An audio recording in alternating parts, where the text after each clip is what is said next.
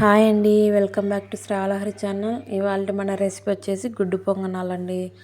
చూడండి, ఇదైతే టమోటా పచ్చిమిర్చి పచ్చడి. ఈ రెసిపీ కూడా ఉంది ఛానల్లో, చూసేయండి. ముందుగా అయితే గుడ్డు పొంగనాలు ఎలా చేసుకోవాలో చూపిస్తాను. ముందుగా ఒక గిన్నెలో దోసపిండి తీసుకొని అందులో కొంచెం ఉప్పు వేసుకోవాలి.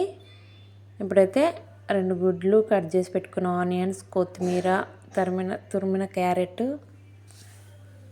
అలాగే ఇప్పుడు ఉప్పు వేసుకొని దోసపిండిని బాగా కలుపుకోవాలి. ఈ విధంగా కలుపుకున్న తర్వాత అందులో 2 గుడ్లను పగలగొట్టి వేసుకోవాలి. మీరు పిండిని బట్టి ఎక్కువ గుడ్లను తీసుకోవచ్చు. నేనైతే కొంచెం పిండి కదా అనేసి 2 గుడ్లను తీసుకున్నాను. చూడండి, ఈ విధంగా పగలగొట్టుకున్న తర్వాత దోసపిండిలో గుడ్డు మొత్తం బాగా కలిసేలా రెండింటిని బాగా కలుపుకోవాలి. ఉండలేం లేకుండా బాగా కలుపుకోవాలి. ఈ విధంగా కలుపుకున్న తర్వాత చూడండి, ఉండలు ఏం లేవు, బాగుంది. ఇప్పుడు తరిగిన ఉల్లిపాయలు, అలాగే కొత్తిమీర, తురిమిన క్యారెట్ను కూడా వేసుకొని బాగా చూడండి ఈ విధంగా కలుపుకోవాలి. ఇప్పుడైతే నేనైతే పచ్చిమిర్చి ఏమి యాడ్ చేయట్లేదు. మా పిల్లలు పచ్చిమిర్చి తినరనేసి కారం అయితే నేను వేసుకుంటున్నాను. మీరు కారం స్కిప్ చేసి అందుకు బదులుగా పచ్చిమిర్చి వేసుకొని కలుపుకోవచ్చు. చూడండి, ఈ విధంగా కలుపుకున్న తర్వాత పిండి ఈ క్వాంటిటీలో ఉండాలి. ఈ విధంగా కలుపుకున్న తర్వాత పొంగనాల పెన్నం ఉంది కదా, దాన్ని వేడి చేసుకొని అందులో ఆయిల్ వేసుకోవాలి. ఆయిల్ వేసుకున్న తర్వాత ఈ పొంగనాల మిశ్రమాన్ని ఇందులో వేసుకోవాలి ఒక్కొక్కటిగా.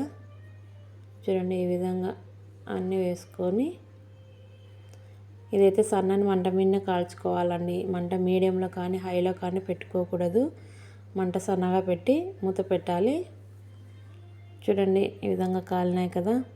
ఇప్పుడైతే తిప్పి కాల్చుకోవాలి, అన్నీ తిప్పుకోవాలి. సన్న మంట మీద అయితే బాగా కాలుతాయండి, లేకుంటే లోపల పచ్చిగా ఉంటాయి. చూడండి, వీటన్నిటిని బాగా తిప్పి పెట్టుకోవాలి.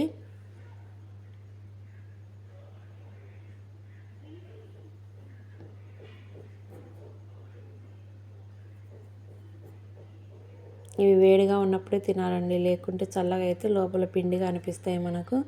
వేడిగా ఉన్నప్పుడు తింటే చాలా టేస్టీగా ఉంటాయి.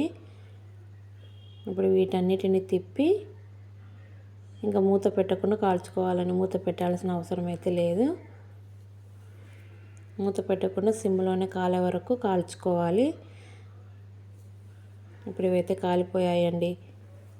ఇంకా అన్నీ తీసి వేడివేడిగా తింటే చాలా బాగుంటాయి. వేడివేడి పొంగనాలు అయితే రెడీ అయ్యి, మీరు కూడా ట్రై చేయండి ఫ్రెండ్స్. అలాగే నా ఛానల్ని సబ్స్క్రైబ్ చేయండి.